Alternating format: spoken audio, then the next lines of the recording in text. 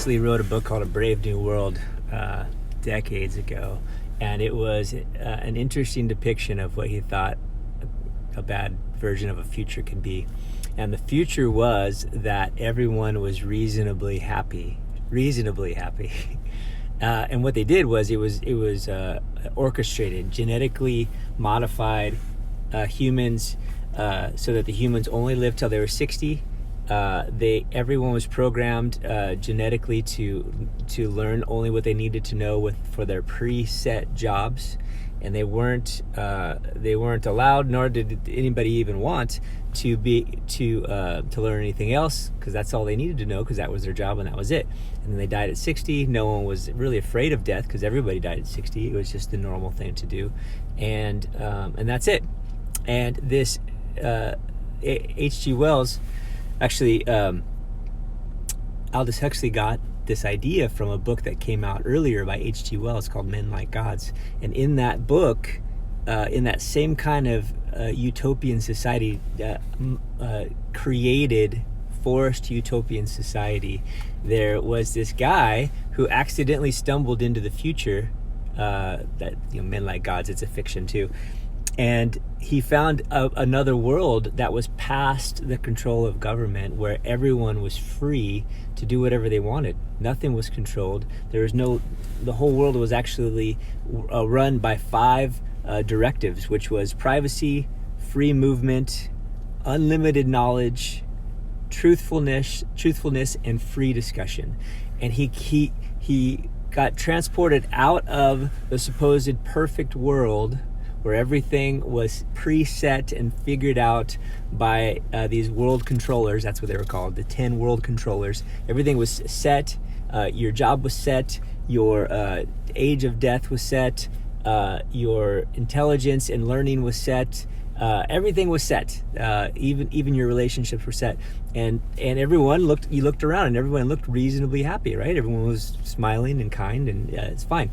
But when the guy was able to be transported in this world where everything was free, there were no limits, he looked around and he thought, wow, this is amazing.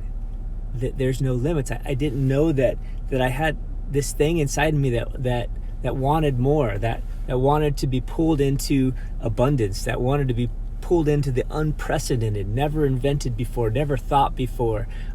Could I be more? Could I do more? Can I think differently? Can I, and on and goes. And this is the nature of our spirit. The thing that makes us alive is the calling for more, the unfolding, the evolutionary unfolding of becoming more, really realizing your true nature and not being stuck in your identity. So what in the story, though, Men Like Gods, the guy actually realizes he has to go back to the controlled world in order to create this future world that he was just getting a glimpse of. And so he had to go back to the world so that he could be the messenger that this different world could exist. But what was required of him if he goes back? Well, first of all, he had to go back. Second of all, he had to speak up. He had to say this thing that he saw, this beautiful thing that's past limits, that all the rules are fine, but there's something even better than all the rules. And it's this thing of abundance that you would never even imagine what it was like. It's just incredible.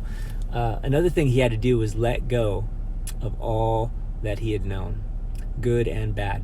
He had to let it go in order for this new creation, this new world to unfold in front of him. And so he did it. And for us, that's the message. Are you willing to let go everything that's reasonably good in order to have what is truly abundant? There is a death process that has to go with all new creation. It's a dying. Paul in the Bible says, I die daily. What was he dying to? Well, he was dying to the preset ideas of who he once was. This idea of personality. I'm a body. I'm a personality. I'm my thoughts. I'm my emotions. He's letting all those things go. And in our process, we also have to die to the good plans that we have and the bad plans in order for the abundant, unprecedented, amazing things to come from your life. And who knows what that is, right? So I wrote a book because I came out of nothing, and now I'm offering it as a gift, and it's a wonderful experience. Who knows what's going to happen with it, but it's wonderful for me because I've had the experience of creating it, and now I'm having the experience of getting it out there. What is it for you? There is a Danish philosopher said over 100 years ago, his name's Soren Kierkegaard, and he said there's a plague in the land, and it's when people accept the life they tolerate and they label it happy. Your life's not bad. I'm not saying that. Be happy. Be at peace with what it is. That's a wonderful thing too. And there is something that is unprecedented, is past any boundaries, is beyond imagination, that is available for you too. And it requires that you lay down what you have and even who you are to get there. And also know that there's no rush. You don't have to do anything. If you're listening to this message this far, there's probably something in you that this sparks. But no one needs to do anything. That's another good thing to know. So, will you challenge the status quo? Will you embark on an unprecedented journey? Will you listen to the still small voice that's calling you to something crazy? I don't know. I hope so, because it's a fun adventure. Even to crash and burn is a fun adventure, because out of the ashes of that travesty comes the opportunity and the fertile soil for something new to come up that would never have been there unless you did crash and burn. So, my friends, let us embark. My story that I wrote, The Captain, is about such journeys. I'd love for you to check out at least the free chapter and buy the book at javon.com. Like, comment, share this, and let's grow together.